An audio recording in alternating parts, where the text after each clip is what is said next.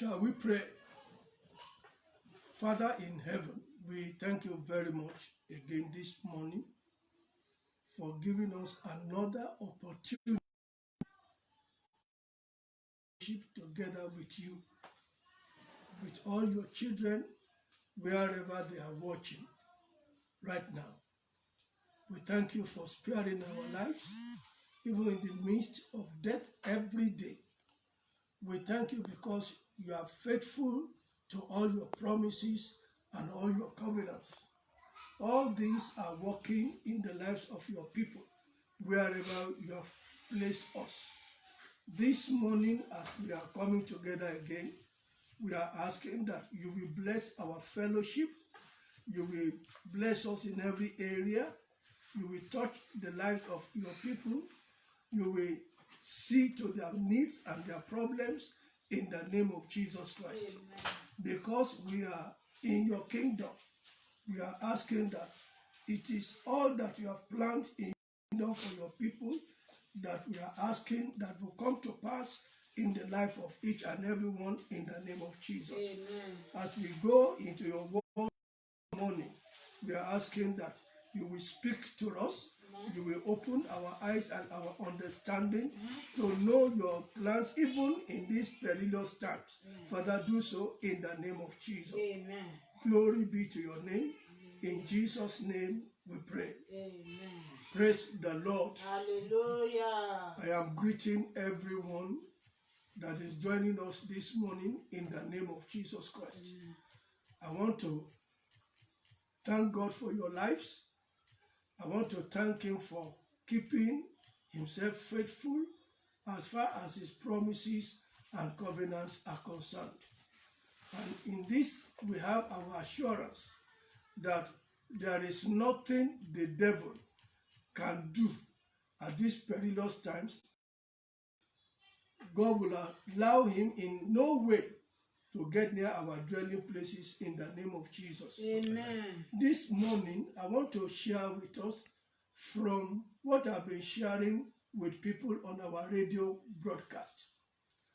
You are all going to notice that for about 6 weeks now, people have been kept indoors because of the pandemic that is ravaging throughout the whole world. And the government is trying to do their best to make sure that this pandemic does not spread beyond the extent it has gone right now. And I want you to know that no matter what what the government may try to do, we cannot compare it when we ask God to come in, to intervene in this problem. I've been trying to share about 4 things with people on our radio broadcast, which I want all of you this morning. Number 1 is how to make sure that we are prevented from contacting this evil disease. That's number 1. Number 2, I want us to see how anybody who has even got in contact, who has already been infected with this disease, can be healed. Number 3, I want to share with us how we can stop this pandemic from extending beyond its present state now. And the last but not the least is how to be cared for. These are the 4 things that I'm sure everybody is running about for. And these are the 4 things I see that the government all over the world are trying to make sure they see about.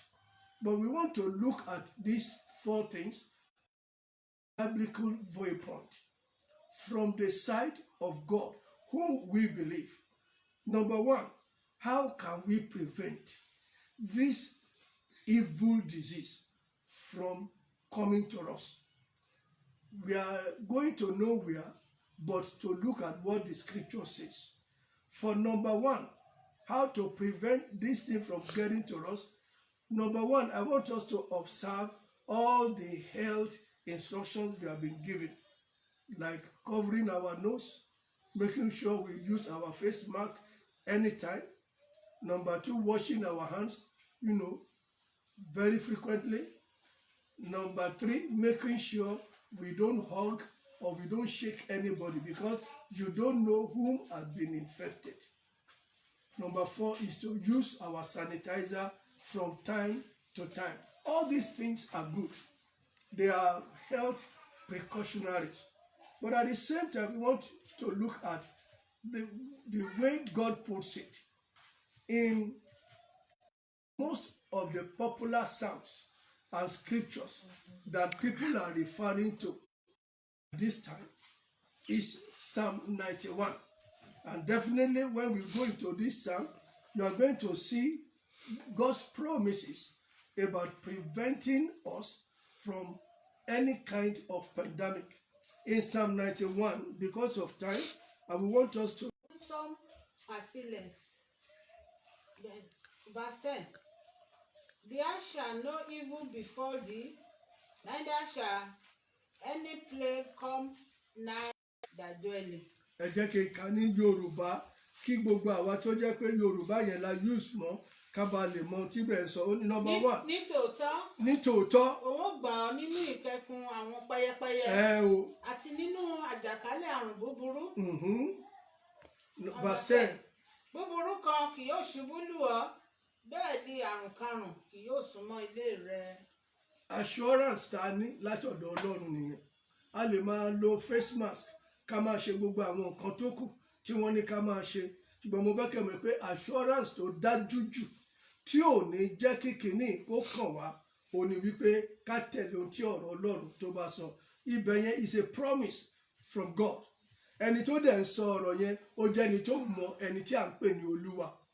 Òun náà mọ̀ pé Ọlọ́run òun nìkan ló ní agbára láti gbà wá kúrò nínú àwọn àìsàn búburú àti àjàkálẹ̀ àrùn. So láàárọ̀ yìí mo fẹ́ sọ fún gbogbo wa pátápátá to prevent all these things láti súnmọ́ àgọ́ wa. Ẹ jẹ́ ká gbìyànjú pé ní ká máa ṣe yẹn, ẹ jẹ́ ká sá fún. But eléyìí tó ga jù òun ni wípé ẹ jẹ́ ká so mọ́ Olúwa, ẹni tó ti ṣèlérí wípé yóò gbà wá kúrò nínú àjàkálẹ̀ àrùn búburú àti kúrò nínú àjàkálẹ̀ àrùn tó ń runi lọ́sàn-án tó ń runi lóru. Ẹ rí i pé pẹ̀lú gbogbo àwọn nǹkan tí ìjọba ní ká máa ṣe, ẹ rí i pé ńṣe ni àìsàn yẹn ńṣe ló túbọ̀ mú ọ̀pọ̀lọpọ̀ àwọn ènìyàn. Dẹ̀ pàápàá ní àkókò tó wá dàbẹ̀ ní wípé bóyá torí ariwo táwọn èèyàn ń pa, we now see the government trying to relax the lockdown. Torí pé kí ni ẹ má jẹ́ ètò àwọn èèyàn ti ń pariwo, àwọn èèyàn ó ti ń sú wọn. A fẹ́ pín oúnjẹ fáwọn èèyàn nǹkan. Ibi mélòó lóúnjẹ yẹn tí ì dé ní orílẹ̀-èdè wa ní Nàìjíríà?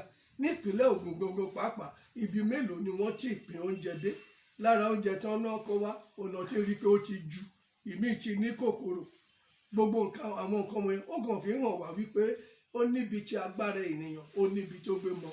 We are to look up unto God to prevent us from contacting this evil disease. Pẹ̀lú gbogbo àwọn nǹkan tó ní ká máa ṣe, ẹ jẹ́ ká gbìyànjú ká observe ẹ̀.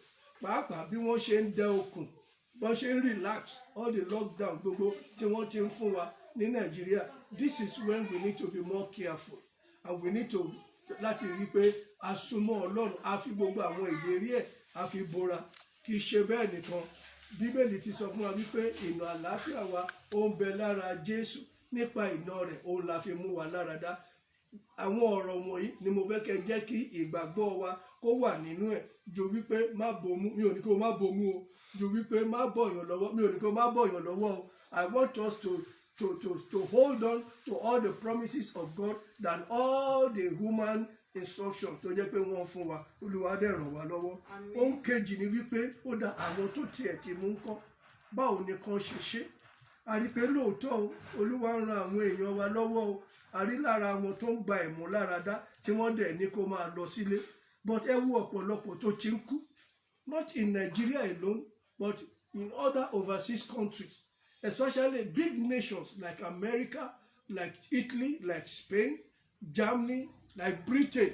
Look at the number of people that have already died with all the efforts of the different governments in each country. And this is just to let us know wípé well, human efforts ó dáa. Ṣùgbọ́n mo fẹ́ kẹ́ mọ̀ wípé ẹni tí Olúwa ò bá ti mú lára dá, mi mọ ọgbọ́n tó fẹ́ tà sí.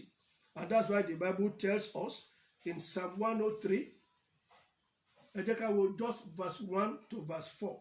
Ẹ jẹ́ ká gbọ́ nǹkan tí Bíbélì sọ fún wa fi bẹ́ẹ̀. ìbùkún fún Olúwa ìwọ ọkàn mi. Bíbélì ló ní fi ìbùkún fún Olúwa ìwọ ọkàn mi. Àti gbogbo ohun tí ó wà nínú mi. Àti gbogbo ohun tó wà nínú mi. Fi ìbùkún fún orúkọ rẹ̀ mímọ́. Fi ìbùkún fún orúkọ rẹ̀ mímọ́. Fi ìbùkún fún Olúwa ìwọ ọkàn mi. Má sì ṣe gbàgbé gbogbo oore rẹ̀. Má ṣe gbàgbé àwọn oore tó ti nílẹ̀ fún wa. Ẹni tó dárí gbogbo ẹ̀ṣẹ̀ rẹ jì. Èkíní òun ni pé Olúwa ó dárí gbogbo ẹ̀ṣẹ̀ wa jì. Ẹni tó sì ti tán gbogbo àrùn rẹ. Ẹ máa gbọ́ èdè tí Bíbélì lò bẹ́ẹ̀, ó ní ẹni tí ó ti tán, kì í ṣe pé yóò tán, ó ní ṣùgbọ́n ó ti tán gbogbo àrùn wa, including coronavirus. I want every one of you watching me this morning to know that our healing is not all that in all the efforts that the different governments are putting on, but in the fact that through Jesus Christ, God the Father has secured our healing from all diseases, including coronavirus, including Lassa fever, including Ebola, and all those kinds of diseases that are ravaging the world today. Put your trust more in what the Lord has done for us. The Bible says, by his stripes, not by any other thing, but by his stripes, we are healed from all our diseases. So thank God for the government, the different efforts that each government is trying to make. But let me tell you, I want you to know that he whom God heals is he that gets it. Ẹni tí Olúwa bá mú lára dá, òun ló ń gba ẹ̀mú lára dá. Ìbá jẹ́ orí fífọ́ lásán, àìmọye àwọn èèyàn tó jẹ́ pé wọ́n ní orí fífọ́ ló máa ń sọ o, àgbà tó dẹ̀ dákẹ́ o. It is because a ò gbọ́dọ̀ fojú wo àrùn karùn. Mo fẹ́ ká ohun tí Dáfídì sọ, ó ní fi ìbùkún fún Olúwa ìwọ ọkàn mi àti ohun gbogbo tó wà nínú mi. Fi ìbùkún fún orúkọ rẹ̀ mímọ́.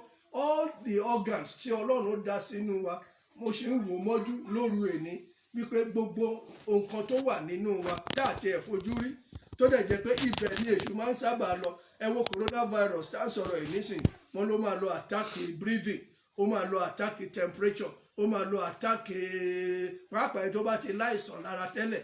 Irú èèyàn bẹ́ẹ̀ small chances òun ló ní.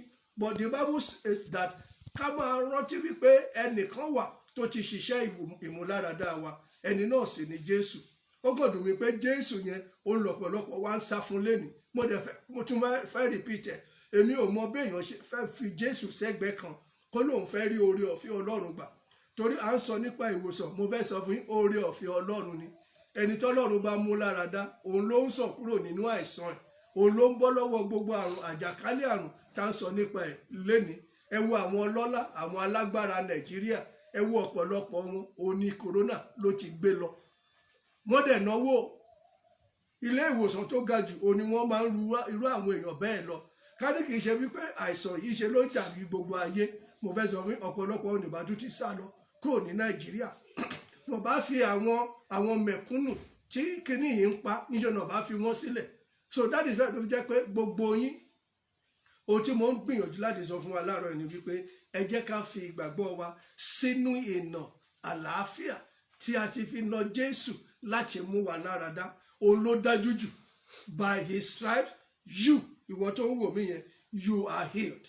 Mo dẹ̀ gbàdúrà every one of you pé àìsàn burúkú yìí kò ní dọ́dọ̀ yín.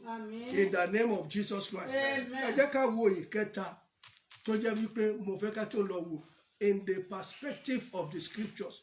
Lóòótọ́ gbogbo ayé, gbogbo ìjọba ayé, òun náà ń gbìyànjú láti fi òpin sí wàhálà burúkú yìí, sí coronavirus tó dẹ̀ fẹ́ run gbogbo ayé tán yìí. Gbogbo ìjọba ni wọ́n ń gbìyànjú. Àwọn isolation centers, testing centers, ṣe rí gbogbo àwọn nǹkan wọ̀nyẹn, gbogbo yẹn ló dára. Ṣùgbọ́n ẹ rí wípé síbẹ̀ títí di ìsìn, ẹ ó rí wípé dípò kí àìsàn yìí kó dínkù everywhere, ìṣe ló ń le sí. Kékeré ní ti Ogun State tẹ́lẹ̀, ṣùgbọ́n ẹ wò ní ìsìn àtúrà àwọn tó ń lọ kó bá wa from other states.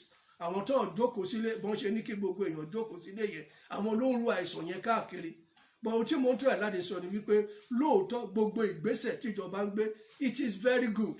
But let me tell you something, the only one that has power to put an end to something like this is God himself. Ó nìkan ṣo ló lágbára láti fòpin sí. Tá bá dẹ̀ wo inú Bíbélì, ẹ rí pé at different times, ẹ rí wípé Ọlọ́run ti fi hàn wípé nítòótọ́ òun ní agbára láti fòpin sí gbogbo irú àwọn nǹkan bí eléyìí. So èkíní, mo fẹ́ kí all of us that are children of God, I want us to keep on crying unto him that he should help us. He should come into this situation and put an end to this deadly virus. Tó dẹ̀ ń pa gbogbo èèyàn. Àwọn ìjọba ayé wọ́n ń gbìyànjú, ṣùgbọ́n síbẹ̀ wọn ò tí ì rí òpin sí o. But one thing I know is that when we call upon he that holds the key of the whole universe, he can just point his finger pé ìwọ àìsàn ó yá dúró jẹ́, á dẹ̀ dúró. Mo wo ìgbà tí àwọn ọmọ Israeli when they were in Egypt, and God was afflicting the Egyptians with different kinds of plagues. Mo rántí, that was one of the plagues. Ọlọ́run sọ fún Mósè, ó ní kó lọ bá Fáráò, tí ò bá fi àwọn èèyàn sílẹ̀, ó lóun máa mú kí ọ̀pọ̀lọ́, èéṣú, eṣinṣin, ọ̀wọ́, ó ní òun máa dà sí ilẹ̀ Egypt. Ẹ dẹ́rìí pé tọ́lọ́run bá ti ṣe bẹ́ẹ̀, tí Fáráò wá rí pé kíní máa ń serious, àtúnlọ̀bẹ̀ Mósè, a ní kó bá ń bẹ Ọlọ́run. Ìyẹn dẹ̀ gbọ́wọ́ sókè lóòótọ́, and the Lord will put an end to that plague. Mo ti rántí ibì kan tó jẹ́ pé ọ̀pọ̀lọ́ àti èṣù ó bo gbogbo ilẹ̀ Egypt. Níṣe ni Mósè gbàdúrà sí Ọlọ́run, Ọlọ́run dẹ̀ dá dúró. God that did that, tanka títí dè ní, mo fẹ́ kẹ́ mọ̀ pé he can still do more than that. As far as stopping this pandemic is concerned, I want to assure every one of us that it is only when God himself steps into the issue that we will see an end to this virus. So, láàárọ̀ yìí, èkíní fún ìtorí tiwa, let us ask God, torí àwọn àyànfẹ́, torí àwọn èèyàn tó kàn kú dànù lásán. Don't forget, God is not interested in the death of sinners. Gbogbo àwọn tó ti kú yìí nísìn, how many of them know Christ? How many of them are converted? How many of them are born again? They are just being wasted by this virus. Anyway, so that is why we need to ask God, because of these people that are just dying and going to hell. Because anybody who dies and does not get converted, does not know Jesus Christ as Lord and Savior, if he or she dies in this pandemic, let me tell you, his suffering does not stop here. It will continue a more serious suffering in hell. So that is why we children of God, we must try and make sure that we plead on behalf of the whole world that God will come and put a stop to all these things. We need to pray. We need to ask God. It is we that can pray. It is we that can call upon the name of the Lord, that the Lord himself will answer us. That is number one. Then number two, we need to pray so that this thing stops and does not ravage the world again. There are so many things. Tí àìsàn burúkú yìí tó mú jáde. Now, kì í ṣe pé there are some people who will lose their job. Torí pé kí ni, the pandemic has affected so many things. Our economy, everything like that, ló ti affect. So if we don't pray and make God to stop this pandemic, it will affect people more, even including those of us who are children of God. So that is why we need to really call upon the Lord to put an end to this rubbish. It is a rubbish. It is not helping anybody. It does not favor even those of us who are children of God. Now, we cannot go to church. We cannot assemble together in our various church auditoriums. Ọ̀pọ̀lọpọ̀ àwọn programs tó yẹ ká ṣe la ò lè ṣe mọ́. Look at myself.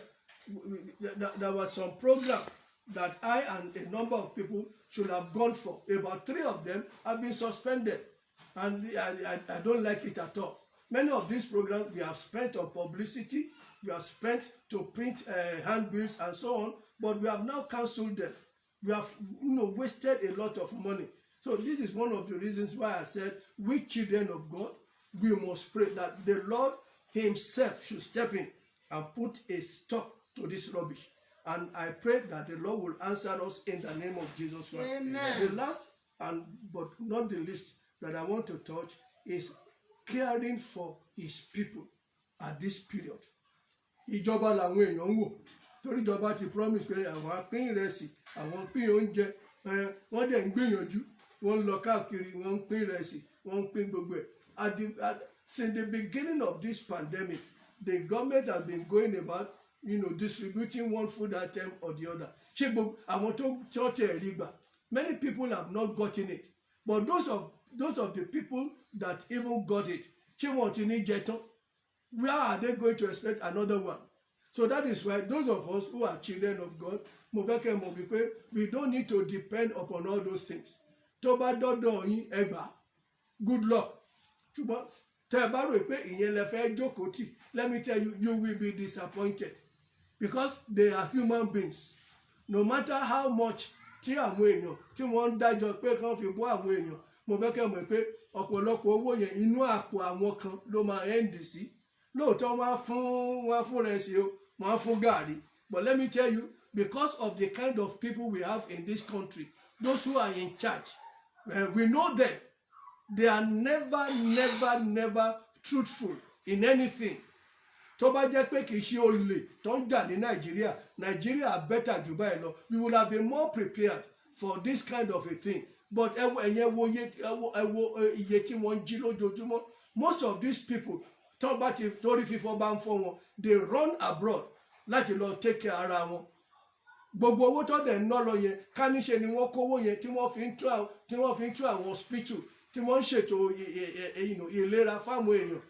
Àwọn náà ìbá máa jàǹfààní ẹ̀ nísìnyí. Ṣùgbọ́n síbẹ̀ náà ọ̀pọ̀lọpọ̀ owó tí wọ́n ń sọ yẹn mo fẹ́ sọ fún yín, it will at the end of the day end up in the pockets of some of them, if not many of them.